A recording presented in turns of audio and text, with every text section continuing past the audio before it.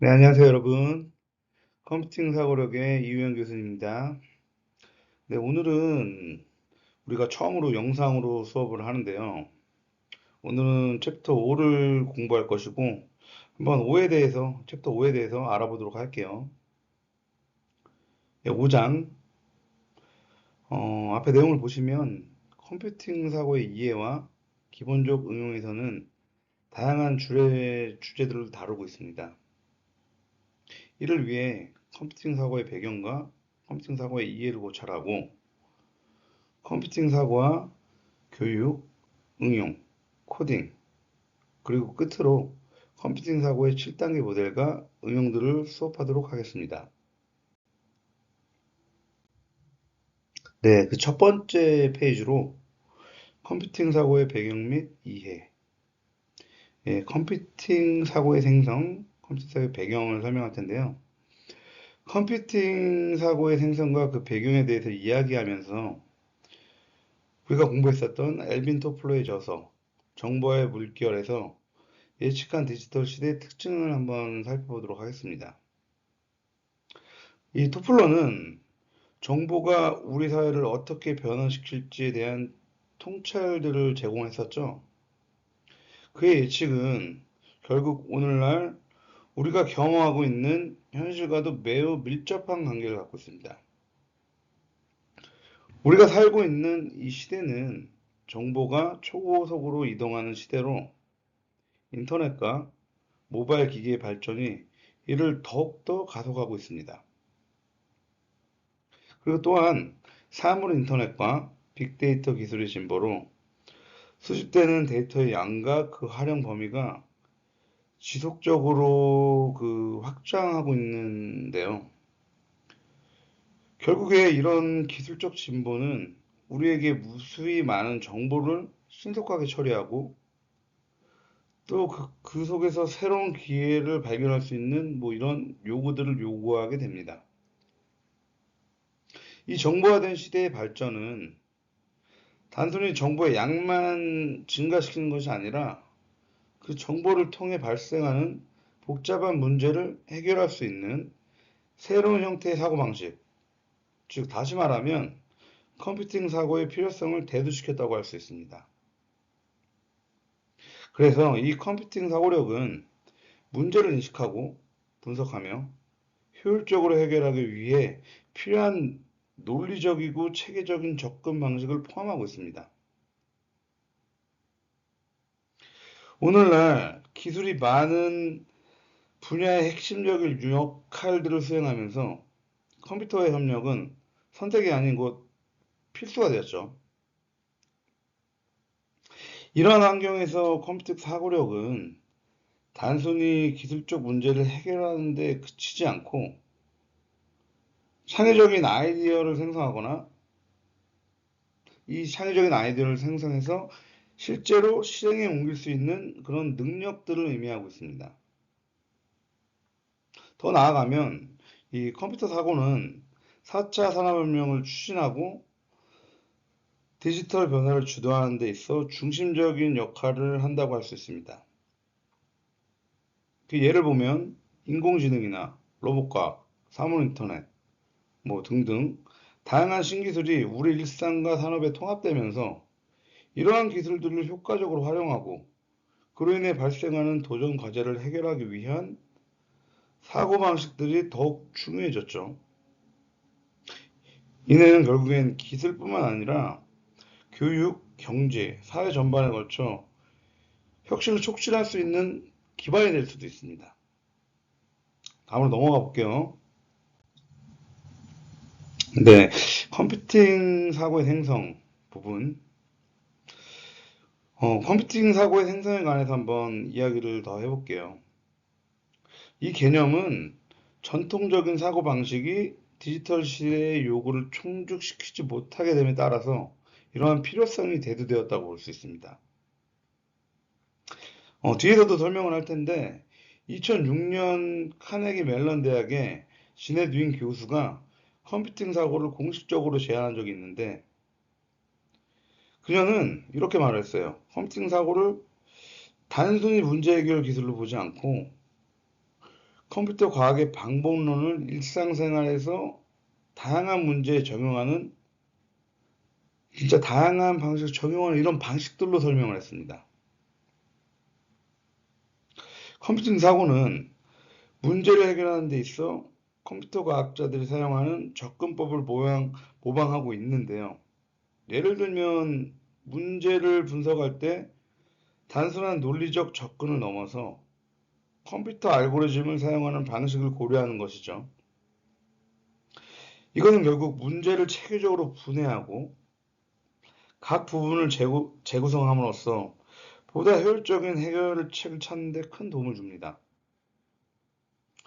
또한 더 나아가 이 방식은 문제를 보는 새로운 관점을 제공하고 예상치 못한 해결책을 발견하는데 큰 가능성을 높여주기도 한다고 합니다.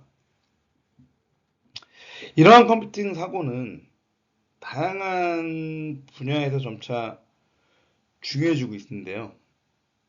예를 들면 공학이나 비즈니스, 의학, 예술 등 거의 모든 전문 분야에서 데이터를 분석하고 문제를 해결하는데 이 컴퓨팅 사고가 결국 적용이 됩니다. 뒤에도 설명을 좀 자세히 드리겠지만 특히 빅데이터 분석, 인공지능, 기계학습 등의 분야에서는 컴퓨팅 사고의 중요성이 더욱 강조되고 있는 현실입니다. 이는 단순히 기술적 문제 해결 능력을 넘어서 창의적이고 혁신적인 아이디어를 실행하는데 필수적인 요소로 자리 잡고 있다고 볼 수 있습니다. 컴퓨팅 사고는 우리가 디지털 정보를 이해하고 활용하는 방식을 혁신적으로 변화시킬 수도 있습니다. 이를 통해서 우리는 더 빠르고 더 효율적이며 더 창의적인 방법으로 정보를 처리하고 새로운 솔루션을 개발할 수 있게 되겠죠. 따라서 이 컴퓨팅 사고는 단순한 기술적 기술을 넘어서 우리의 생각과 행동 방식을 변화시키는 중요한 역할을 하면서 이는 궁극적으로 사회 문화 전반에 걸쳐 긍정적인 역할을 미칠 것으로 예상하고 있습니다. 지금도 긍정적인 역할을 하고 있고요. 다음으로 볼게요. 컴퓨팅 사고의 출발. 네. 그러니까 컴퓨팅 사고의 시작에 대해 이야기하면서 우리는 조금 그 역사를 더 자세히 살펴볼 필요가 있습니다. 이 컴퓨팅 사고는 1980년 MIT의 세이머 파퍼트 교수에 의해 처음으로 소개되었는데요. 파퍼트 교수는 컴퓨터 과학과 수학 분야의 권위자이자 발달학습 이론에서도 중요한 인물로 우리가 이야기하고 있어요. 그는 컴퓨팅 사고를 교육 과정에 통합하는 여러 방안들을 모색하기도 했는데요. 결국에 그의 이론과 방법론은 향후에 컴퓨터 기반 학습에 큰 영향을 미치기도 했습니다. 예를 들면 앞서 잠깐 이야기했던 것처럼 카네기 멜론 대학의 진해준 교수가 해당 주제에 관한 중요한 논문을 발표하기도 했죠. 윙 교수의 논문은 그 ACM 이 저널에 실리면서 결과적으로 학계와 산업계 모두에서 큰 주목을 받게 되었습니다. 이 논문에서 무엇을 말하고 있냐면 컴퓨팅 사고는 결국엔 문제 해결 방법론으로서 뿐만 아니라 창의적으로 그 창의적인 사고를 촉진시키고 그 촉진하는 이 핵심 요소를 시각하게 되었죠. 대중으로부터. 그리고 컴퓨터 사고는 그 이후에 다양한 분야에서 적용을 통해 계속 앞으로도 발전하고 있습니다. 아무튼 이 세이머 파파트와 지네딘 교수의 공헌 덕분에 컴퓨팅 사고는 오늘날 우리 생활과 사회 전반에 많은 영향들을 끼치고 있는 게 사실입니다. 그래서 이 개념을 배우고 발전시키는 것은 단순히 기술적 능력을 넘어서 창의적이고 효과적인 문제 해결 능력을 갖추는데 중요한 역할을 하게 됩니다.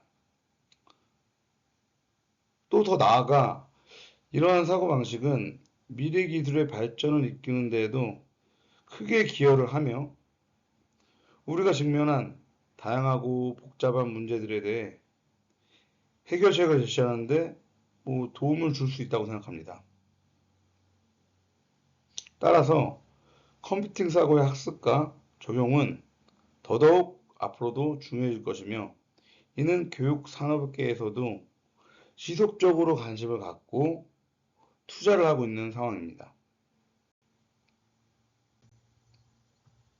네, 컴퓨터 사고의 개념. 한번 우리는 컴퓨팅 사고에 대해 더 깊이 한번 알아보도록 할게요. 컴퓨팅 사고는 컴퓨터 과학자들만의 전유물이 아니라고 말하고 있습니다. 사실 이는 모든 사람이 활용할 수 있는 일반적인 사고방식과 기술의 집합이기 때문입니다. 오늘날 우리의 일상에서 컴퓨팅 사고의 중요성은 점점 더 크게 인식되고 있는 게 사실이고요. 이러한 방식을 교육하고 표준화하는 데 앞장서고 있는 기관으로서는 교육기술의 국제 모임인 ISTE와 미국 컴퓨터 과학교사협회 CSTA가 있습니다. 이들 기관은 컴퓨팅 사고의 정의를 명확하게 하고 또 그 이해를 돕기 위해 다양한 자료와 교육 프로그램들을 제공합니다. 우리는 이 컴퓨팅 사고를 통해 복잡한 문제를 알고리즘적으로 접근할 수 있는데요. 이것은 문제를 체계적으로 부대하고 각 단계를 분석하여 효율적으로 해결할 수 있는 방법을 제시하기도 합니다. 또한 컴퓨팅 사고는 창의적인 문제 해결을 키우는데 중요한 역할을 하기도 합니다. 이 사고 방식을 통해 우리는 기존의 접근법을 넘어서 새로운 아이디어를 발전시키고 이를 실제 상황에서 적용할 수 있게 됩니다. 결론적으로 컴퓨팅 사고는 단순하게 기술적인 문제를 넘어서 우리의 생활 방식과 세계를 이해하고 개선하는 데 중요한 도구로서 사용됩니다. 이를 통해서 우리는 더 나은 해결책을 찾고 더 나은 세상을 만드는 데 기여할 수 있기도 하고요. 그렇기 때문에 컴퓨팅 사고의 교육과 확산은 모든 이에게 중요하며 모든 우리들에게 중요하며 앞으로도 계속 더 강조할 필요가 있다고 생각을 합니다. 네, 그럼 인간의 사고 체계와 컴퓨팅 사고에 대해서 한번 살펴보도록 하겠습니다. 네, 1번 인간의 사고 체계. 우리 인간의 사고력은 인류 문명과 기술 발전에 깊은 영향을 미쳤습니다. 그 예를 들면 이 문자의 발명은 이 지식을 우리 후세대에게 전달하는 중요한 역할을 하였고, 이를 통해서 결국엔 문명과 기술들이 발전해 왔습니다. 17세기 수학자인 블레지 파스칼은 이런 말을 했었는데요. 인간은 생각하는 갈대이다. 이 말을 통해서 우리는 인간의 사고력이 얼마나 중요한지 알 수 있습니다. 우리 인간의 사고는 여러 형태로 나눌 수 있는데 그중 가장 베이스, 감각적인 사고는 우리가 세상을 경험하고 인지하는 가장 기초적인 형태의 감각 사고입니다. 이것은 우리의 기본적인 사고 방식이며 경험과 학습을 통해 얻은 지식에 바탕을 둔 직접 사고가 이를 더 발전시키기도 합니다.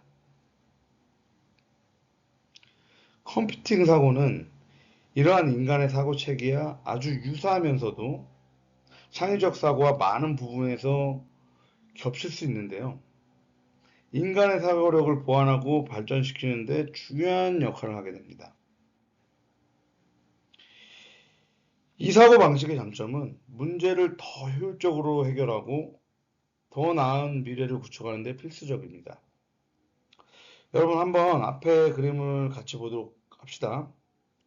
앞에 보면 인간의 사고라는 것을 이 피라미드 형태로 이 그림으로 나타내고 있는데요. 맨 먼저 가장 아래층을 보시면 감각적 사고가 자리 잡고 있고요. 이것은 우리가 세상을 경험하는 기초라고 말했었죠. 그리고 그 바로 위에 보면 경험과 학습을 통해 형성된 지적 사고가 배치되어 있습니다. 그리고 그 위에는 컴퓨팅 사고와 창의적 사고가 유치해서 문제를 해결하고 새로운 아이디어를 창출하는데 중요한 역할을 하게 됩니다. 그렇죠? 이게 점차 발전을 해서. 네, 다음으로 넘어가 볼게요. 사고의 힘과 중요성. 그러면 사고의 힘과 중요성에 대해서 한번 살펴보도록 할게요. 우리 역사를 통틀어서 사고하는 능력은 인류 발전의 핵심 동력이 되었습니다. 데카르트는 이런 말을 했는데요. 나는 생각한다. 그러므로 존재한다. 이 말은 사고의 중요성을 극적으로 강조한 말입니다. 이 말은 단순히 사고하는 행위가 우리 존재의 증거라는 것을 넘어서 근본적으로 우리가 세계를 이해하고 자신의 정체성을 확립하는데 필수적임을 시사하고 있죠. 마찬가지로 기업계에서도 이러한 생각의 힘을 굉장히 중요하다고 말했습니다. 그 대표적인 예로 IBM에서는 싱크라는 사원을 통해 직원들에게 지속적인 사고와 혁신을 장려해 왔습니다. 결국 이 사원이 IBM이 세계적인 기술 리더로 성장하는데 많은 역할을 했다고 합니다. 그리고 마이크로소프트에서도 이런 일이 있었는데 공동 창업자였던 빌 게이츠는 매년 싱크 위크라는 것을 통해서 고립된 환경에서 깊이 있는 사고를 하고 중대한 비즈니스 결정과 혁신적인 아이디어를 도출했습니다. 이것은 그가 회사와 개인의 미래 방향을 결정하는데 큰 역할을 했다고 자서전을 통해서 말하고 있습니다. 애플의 창업자인 스티브 잡스 또한 이 사고의 힘을 굉장히 중요히 생각했는데 Think Different라는 슬로건으로 창의적 사고를 굉장히 강조했습니다. 이 구호는 애플이 기술과 디자인에서 혁신적으로 접근할 수 있는 것들을 추구했으며 이 IT 시장을 선도하는데 결정적인 역할을 했다고 말하고 있습니다. 스티브 잡스는 이러한 접근 방식은 애플 제품이 단순한 기술적 우수성을 넘어서 사용자 경험을 극대화하는 방향으로 발전하게 만들었는데요. 이 모든 예는 사고의 힘이 어떻게 개인과 기업, 심지어 우리 문화 전반의 변화를 어떻게 시키는지를 보여줄 수 있는 단적인 예라고 할 수 있습니다. 그렇기 때문에 우리는 이러한 사고의 힘을 인식하고 지속적으로 사고 능력을 개발하며 향상시키는 데 주력을 해야 합니다. 그러므로 사고하는 능력은 단순한 개인적 자질을 넘어서 우리가 세상을 이해하고 문제를 해결하며 새로운 가능성을 탐색하는 데 중심적인 역할을 하게 됩니다.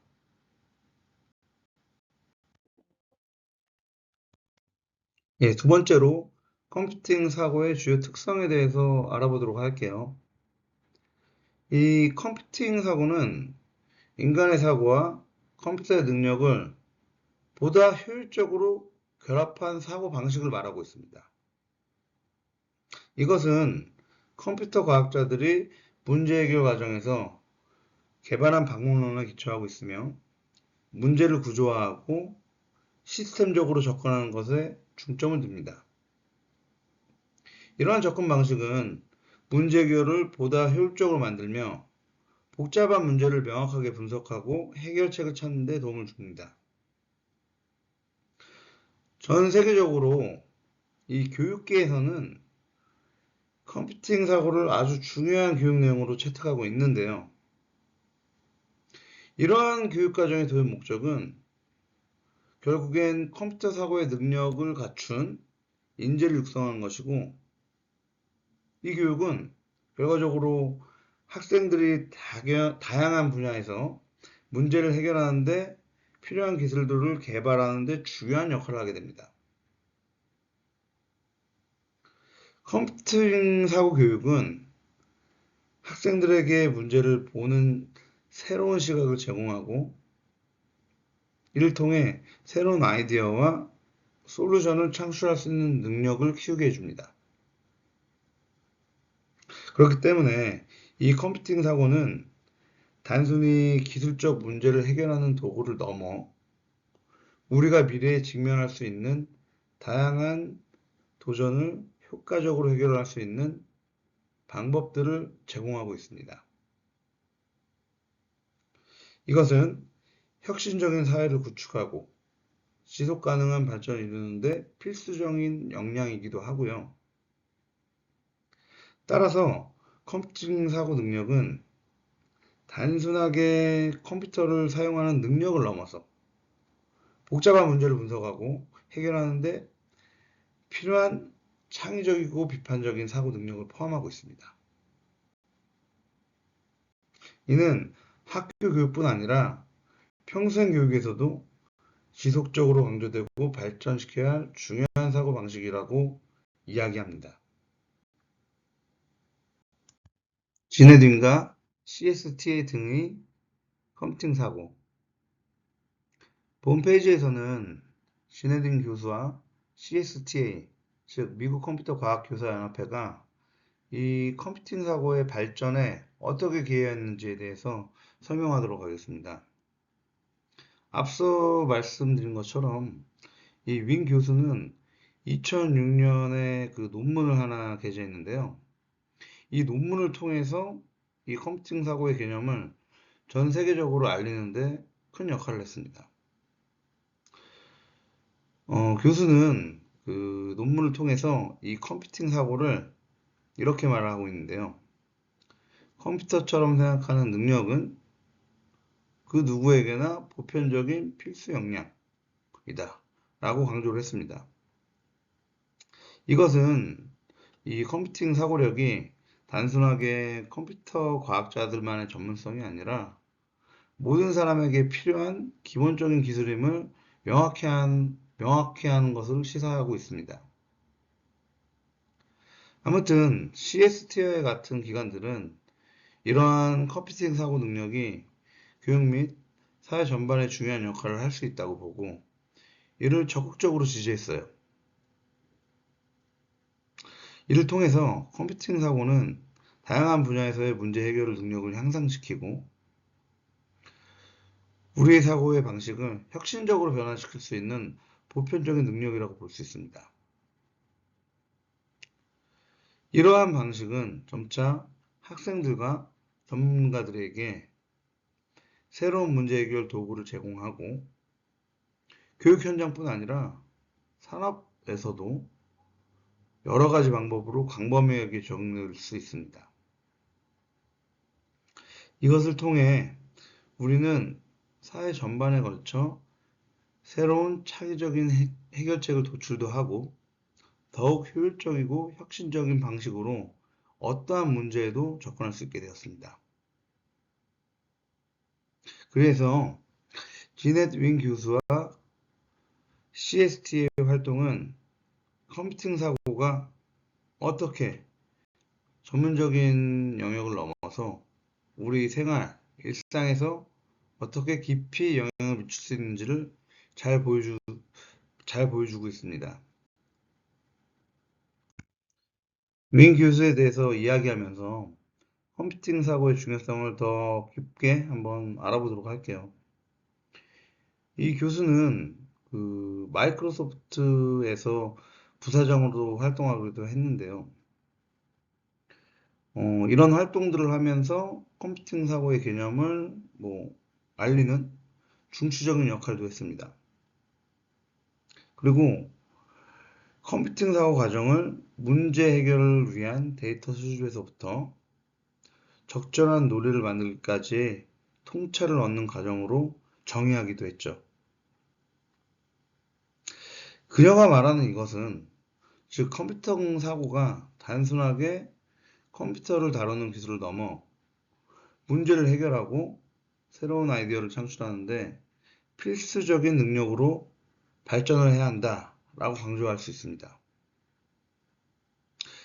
교수의 컴퓨팅 사고는 기초교육 과정인 읽기나 쓰기, 계산하기와 동등한 수준으로 다루어져야 한다고 주장했습니다. 이 말은 컴퓨팅 사고를 단순하게 이론이나 개념에 그치지 않고 실제로 우리 실생활에서 적용하면서 발전시켜야 한다라는 것을 의미합니다. 아무튼 이 교수님의 이러한 주장은 컴퓨팅 사고에 대해 글로벌한 열풍을 일으키는 데도 기여를 했으며 전 세계적으로 교육 정책을 재정립하고 다시 추가하는 데 큰 영향을 미쳤습니다. 이제는 많은 나라들이 교육 시스템 내에서 컴퓨팅 사고를 필수적인 요소로 통합하고 있으며 이는 컴퓨팅 사고가 미래 사회 및 경제에 있어 중요한 요소가 될 것을 보여주고 있습니다.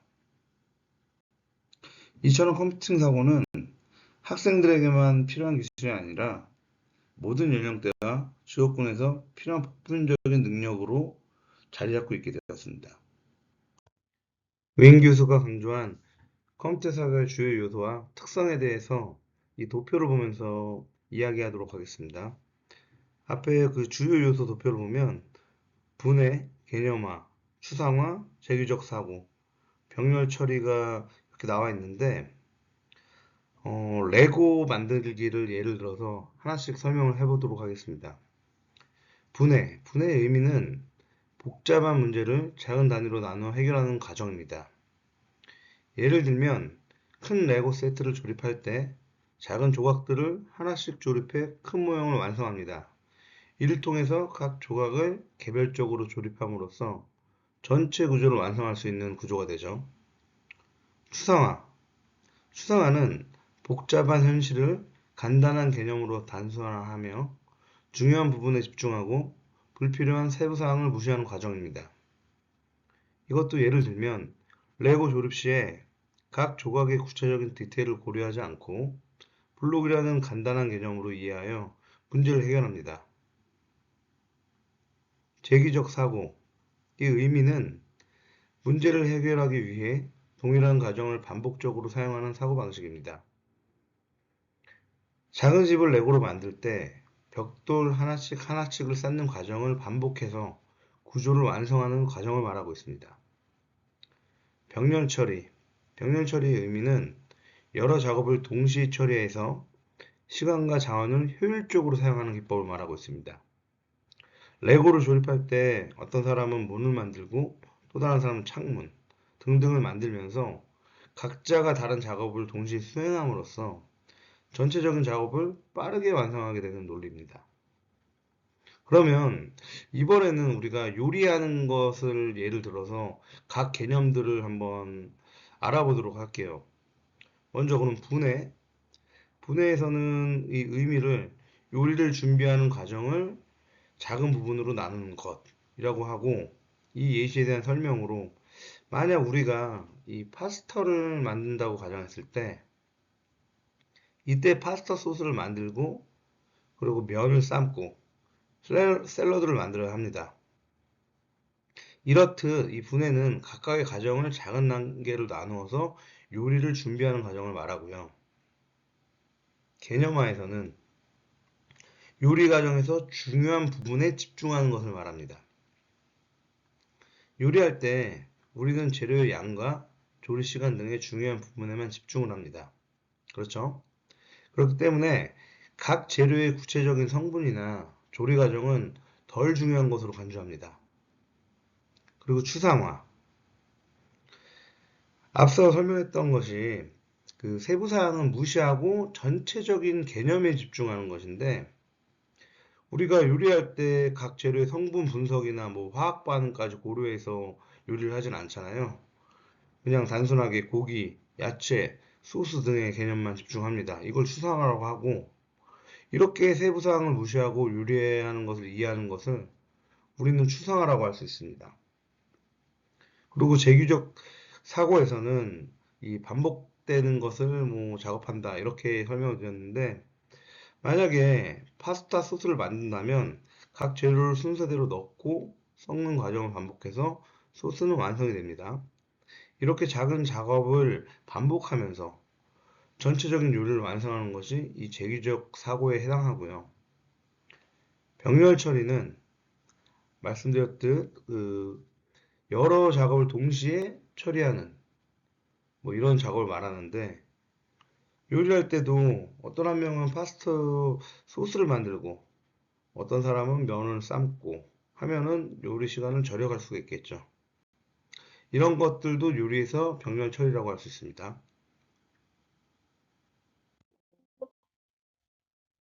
컴퓨팅 사고의 6가지 특성. 핵심 요소들이나 기술, 방법들은 앞선 그 페이지에서 많이 설명을 했는데, 우리가 눈으로 한번 보면서 빠르게 넘어가도록 할게요. 개념에는 핵심 요소, 원천 기술, 사고 방법, 사고의 결합, 아이디어, 대상과 장소 이렇게 있는데, 뭐 핵심 요소는 추상화를 필요로 하고 뭐 개념화 있음을 이런 거고, 원천 기술, 모든 사람이 같이 할 원천 기술, 방법은 복잡한 문제들을 해결을 하려고 한다. 결합, 그쵸. 수학적 사고뿐 아니라 컴퓨터 사고도 경험하게 된다. 아이디어, 우리의 생활의 다방면에 크게 영향을 줄 수 있다. 대상과 장소, 컴퓨터 사고는 언제 어디서든 조용할 수 있는 인간 사고에 있어서 필수 요소이다. CSTA, IST, 구글의 컴퓨팅 사고 모델이라고 나와 있습니다. 음, 이들은, 이들 조직은 결국엔 컴퓨터 사고의 중요성을 인식하고 교육 분야와 기술 산업 모두에서 이를 촉진하기 위해 공동 노력을 기울이고 있다는 것입니다. 그리고 이들 조직은 컴퓨터 사고의 개념을 확장하는 데 중요한 역할을 하며 학생과 전문가들이 현대 사회에서 성공적으로 활동할 수 있도록 지원하고 있고요.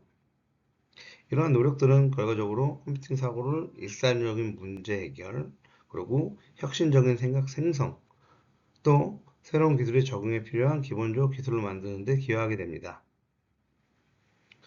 이는 또한 학교 교육은 물론 산업 현장에서도 컴퓨팅 사고를 중요한 교육 요소로 포함시키는 동기를 제공하기도 합니다. 자세한 거는 뭐 3절에서 설명을 하도록 하겠습니다. 해당 페이지는 그 각종 연합과 그리고 기업들이 다루는 컴퓨팅 사고 모델에 대한 도표입니다. 해당 도표에는 개념과 또 정의와 해설이 나오는데요. 개념에는 데이터 수집, 데이터 표현, 그리고 분석, 분해, 패턴 인식, 추상화, 알고리즘, 시뮬레이션, 벅렬화, 자동화. 우리가 이 개념들에 대해서 예를 들어서 설명한 부분도 있고, 아직 우리가 그 의미나 이런 것들을 설명하지 않은 것도 있습니다. 한번 눈으로 잠깐 보고 페이지를 넘어가도록 할게요.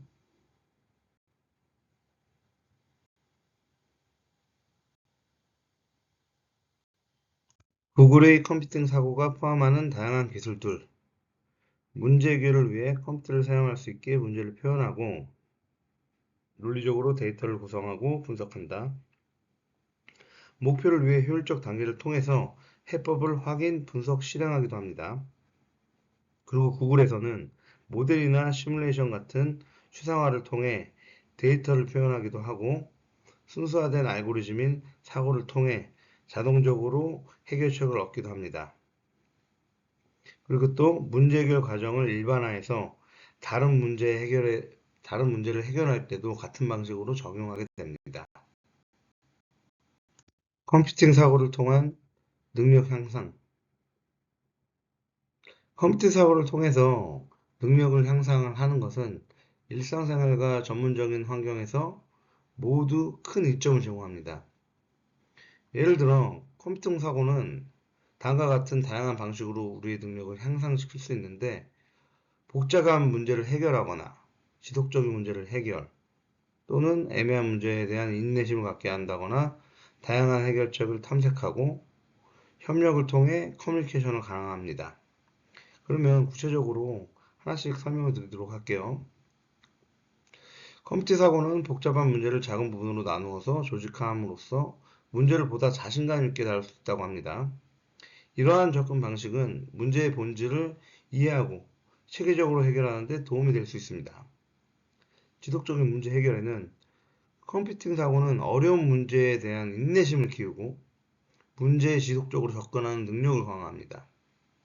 이는 단기적인 해결책이 아닌 장기적인 해결책을 모색하는 데 용이하고요. 그리고 애매한 문제에 대한 인내심, 명확하거나 혹은 명확하지 않거나 애매한 문제를 인내심을 갖고 탐구하는 해결 방법을 배우게 됩니다. 이는 불확실성한 상황 속에서도 효과적인 결정을 내릴 때 그런 능력을 발휘할 수 있는 데 중요할 수 있고요. 다양한 해결책 탐색을 통해서 컴퓨팅 사고는 문제에 대해 다양한 관점을 고려하고 새로운 아이디어를 받아들일 수 있는 열린 마음을 갖게 합니다. 이는 결국 창의적인 해결책을 찾아서 새로운 가능성을 탐색하는 데 굉장히 유리한 위치에 있겠죠. 협력 및 커뮤니케이션의 강화. 컴퓨팅 사고는 팀으로 일하면서 다른 사람들이 의사소통 및 협력 능력을 향상시킴으로써의 기회를 제공합니다. 이는 집단 내에서 의견을 나누고 공동의 목표를 향해 나가는데 중요한 요소라고 할 수 있습니다.